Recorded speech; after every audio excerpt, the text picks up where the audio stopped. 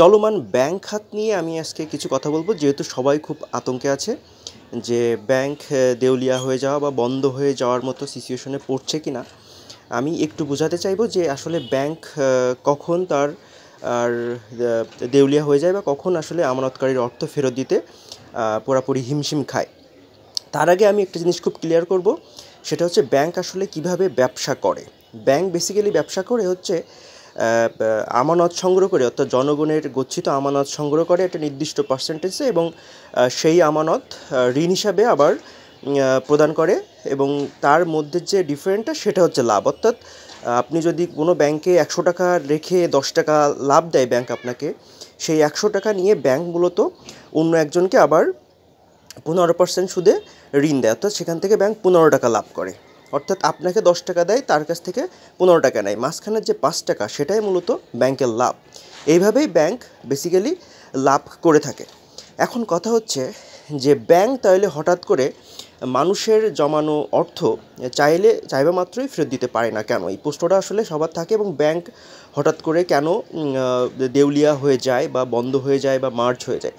Basically আমাদের যতগুলো bank আছে, ভালো বা খারাপ যাই হোক না কেন, সমগ্র যত কাস্টমার সেখানে ডিপোজিট রেখেছে, সব কাস্টমার যদি একই সাথে কয়েক দিনের ভিতরে ব্যাংকে গিয়ে সব টাকা উত্তোলন করতে চায়, তাহলে কোনো ভালো ব্যাংকও সম্ভব না এই অর্থ একসাথে ফেরত দেওয়া। কেননা আপনার কাছ থেকে যে অর্থ সংগ্রহ করেছে সেই অর্থ তারা অন্য কাউকে অটোমেটিক ঋণ দিয়ে দিচ্ছে। অর্থাৎ এমন না যে আপনার টাকা সংগ্রহ করে সেটা ভোল্টে রক্ষিত আছে, আপনি যখনই চাইবেন তখনই প্রদান করবে। হয়তো আপনার কয়েকদিন সময় লাগবে, অথবা এটা দিতে বেশ খানিকটা প্রসেস মেনটেন করতে হবে। প্রসেসটা বলতে কি, বাংলাদেশ ব্যাংকে একটা প্রসেস আছে যেটাকে আমরা কল মানি বলে থাকি। কল মানি বলতে বোঝায় যে আপনার যখন একটা ব্যাংকের যখন কোনো অর্থের প্রয়োজন পড়বে, তখন সে চাইলে অন্য কোনো ব্যাংকের থেকে একটা নির্দিষ্ট পার্সেন্টেজে সে অল্প সময়ের জন্য টাকা ধার নিতে পারবে। অর্থাৎ আজকে তার কাছে টাকা নেই, সে এক্স ব্যাংকে টাকা নেই, সে ওয়াই ব্যাংকের থেকে একটা নির্দিষ্ট পার্সেন্টেজে অল্প সময়ের জন্য সে টাকাটা ধার নিতে পারবে। সম্প্রতি আপনারা দেখছেন যে বাংলাদেশে কিন্তু এই এক ব্যাংক থেকে অন্য ব্যাংকে ধার নেওয়াটা বন্ধ করে দিয়েছে। সাথে সাথে ব্যাংক কিছু কিছু ব্যাংকের ওপরে ঋণ দেওয়ারও নিষেধাজ্ঞা দিয়েছে। সব মিলে যেটা বলা যায় যে এরকম ধরনের নিষেধাজ্ঞার মধ্যে ব্যাংক আসলে কেমনে ঘুরে দাঁড়াবে। সুতরাং তার উপরে তো আছে নানান ধরনের গুজব বা হচ্ছে খারাপ কথা, যেগুলো ব্যাংক খাতকে আরও বেশি অস্থিরতা করে তুলছে। সুতরাং এমন হওয়ার সম্ভাবনা খুবই কম যে আপনার টাকা ব্যাংকে রাখা আছে, আপনার টাকা আপনি ফেরত পাবেন না। হয়তো একই সাথে বাজারে একটা চলমান অস্থিরতার কারণে সবাই মনে করছে যে তার টাকাটা আগে ওঠানো উচিত।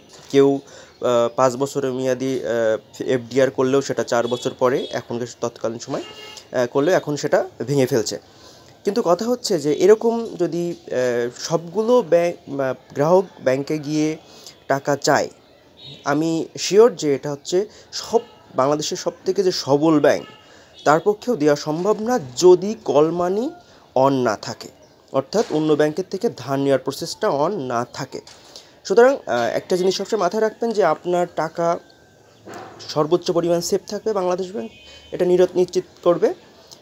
পাশাপাশি এটাও আপনার দেখে রাখা উচিত যে কোন ব্যাংকের ডিফল্ট কত, অর্থাৎ ঋণটা যে দিচ্ছে সেই ব্যাংক, সেই ঋণটা আসলে তারা আদায় করতে পারছে না পুরো কারণে তার অনেক আমানত নষ্ট হয়ে গেছে। সুতরাং সেই ব্যাংকটা একটু ক্রাইসিসে পড়বে সাময়িক সময়ের জন্য, কিন্তু এই যে মাঝখানে লাভ প্লাস আরও বেশি বিনিয়োগ বৃদ্ধি সব মিলায়ে ব্যাংকটা কিন্তু ঘুরে দাঁড়াতে পারে, এবং সেরকম ইঙ্গিতই দিচ্ছে আমাদের বাংলাদেশ ব্যাংকের গভর্নর। পাশাপাশি বিশেষ বিশেষ কিছু স্কিম থাকে, সুবিধা থাকে, যেগুলো বাংলাদেশ ব্যাংক সবসময়ই দিয়ে থাকে যে ব্যাংকগুলোকে আসলে সমস্যার মধ্যে পড়ে। সুতরাং আপনারা যদি অস্থির হয়ে কোনো একটা আপনাদের জমানো অর্থ হঠাৎ করে ভেঙে ফেলেন এরকম ধরনের ভয়ের কারণে, তাহলে তো কোনো ব্যাংকে আপনারা টাকা জমাতে পারবেন না। এই ভয়ের কারণে আসলে সাহস যোগান। আশা করি চলমান অস্থিরতা কেটে যাবে, এবং এর পরবর্তীতে যে বিমার যে সুবিধা বাংলাদেশ ব্যাংক বলছে সে বিষয়ে আমরা কথা বলবো, জানাবো আপনাদেরকে। ধন্যবাদ।